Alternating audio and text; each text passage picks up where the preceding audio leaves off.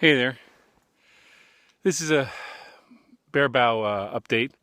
Just letting you know that it's now April the 4th, 2015.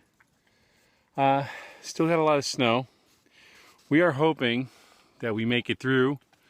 We've been heating the house with wood primarily, and just a couple of aspects that we need to do. We need to put more insulation in. We will have to move our wood stove, and replace the other wood stove with a larger cook stove.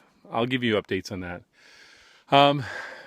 Just to give you an idea of what's going on right now, swinging around. All these trees are going to be cut down. As you can see, some of the snow is melted. And this week, we will be in the 50s. We'll be able to finally cut down those trees, build a new driveway, thereby allowing the front of the house to be our primary raised bed area. I'm looking at this just to let you know what's going on. This is probably going to be the location of down there probably our patio, but up here probably our greenhouse. I'm not sure just yet where to put that greenhouse. I've been debating about possibly creating a door in the back here, in the back of the house here. As you can see, I'm still up to about 2 feet of snow even here, but I'm thinking of probably where that bigger window is to turn that into the entryway to our greenhouse, thereby using some secondary heat from the 2 wood stoves that we'll have by next winter, and thereby creating a greenhouse that's heated with the residual heat that we have in the house. That window that I'm speaking about is facing our due east to southeast direction. Probably due east is that window. So what I'm hoping to do is probably to turn the stuff behind me here where I'm pointing, doink doink, and cut down those trees as well as the south-facing trees, which is over there, and create a greenhouse and a secondary greenhouse. I will continue to do our updates. We have made mistakes. That's to sound like McNamara during the Vietnam War. There were mistakes made, mostly by me, of course.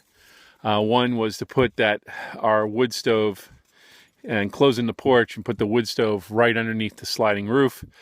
The main issue with that is that we had a snow and ice slide, and it basically bent our stovepipe to the back.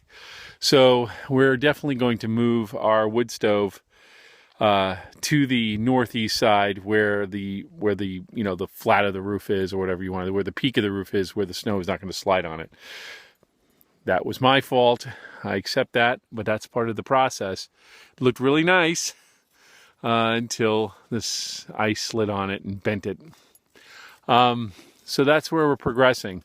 The other thing we're thinking about is we're trying to, of course, budget our property for projects. So we have to make a decision of, I want to build a pole barn. I need to get a tractor. I'm going to buy a tractor with a snow thrower and a front end loader. There's no question, if we're going to run this house year round, which I have full intention of doing, and run our business, which is an internet business, we will need to have access to the road. And that access has to be done by me and by my beloved bride. And we're going to have to continue to do that. So a East Coast economic update is going to follow. Just to give you a heads up, of course, the unemployment rate is 5.5. And as I predicted, as a side note, Yellen is not going to raise interest rates until everybody's on vacation. She's made such information, the Fed chief has made that information quite clear, and I'll go into more detail with that. So, as we become more and more, dependent on ourselves, And the mistakes that we make, thank God, are not life-threatening. It's part of the process.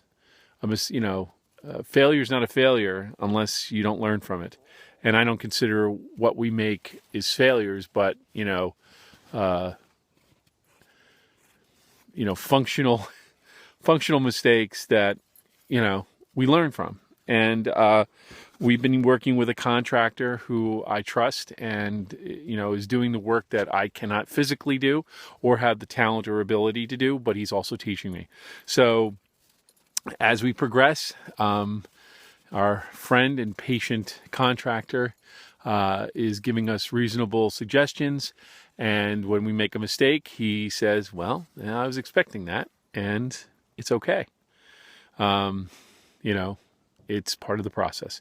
So until next time, have a Chag Sameach, have a happy Passover. And for those of you who are celebrating Easter, may you have a joyous one at that. Hopefully, the next video I'm going to make after the East Coast Economic one is going to be one with less snow in it.